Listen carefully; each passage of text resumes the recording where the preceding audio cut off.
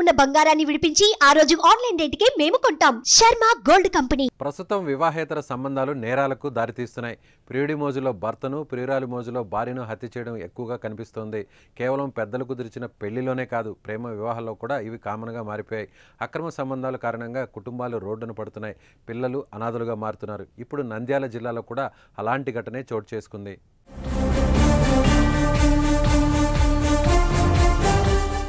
నంద్యాల జిల్లా కొలిముండ్ల పెట్నికోటలో భర్తను భార్య చంపి గుండెపోటుగా చిత్రీకరించే ప్రయత్నం చేసింది.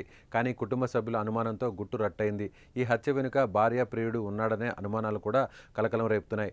రమేష్, గోవిందమ్మ భార్యాభర్తలు. గోవిందమ్మ వేణుగోపాల్ అనే మరో వ్యక్తితో వివాహేతర సంబంధం కొనసాగిస్తోంది. గోవిందమ్మ అక్రమ సంబంధానికి భర్త రమేష్ అడ్డు వస్తున్నాడని ప్లాన్ ప్రకారం హత్య చేసినట్లు తెలుస్తోంది.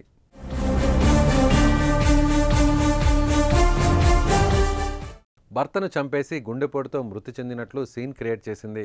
బంధువులందరికీ సమాచారం ఇచ్చింది. అయితే రమేష్ మృతిపై వారికి అనుమానం రావడంతో ఆరా తీశారు. అనంతరం పోలీసులకు సమాచారం ఇచ్చారు. పోలీసులు రమేష్ మృతదేహాన్ని అవుకు ప్రభుత్వ హాస్పిటల్కు తరలించి అనుమానాస్పద కేసుగా నమోదు చేసి దర్యాప్తు చేపట్టారు. భార్య గోవిందమ్మ, ప్రియుడు వేణుగోపాల్తో పాటు మరో వ్యక్తిని అదుపులోకి తీసుకున్నారు.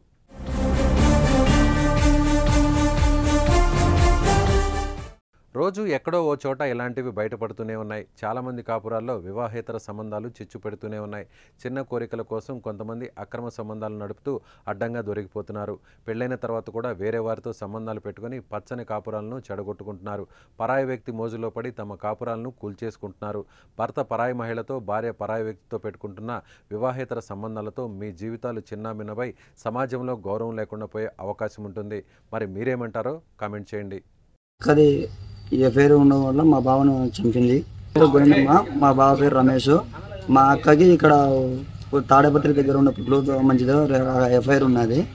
అతను వచ్చి మా బావ అడ్డం వస్తున్నాడు అని చెప్పి ఇద్దరు కలిసి మా బావను చంపింది.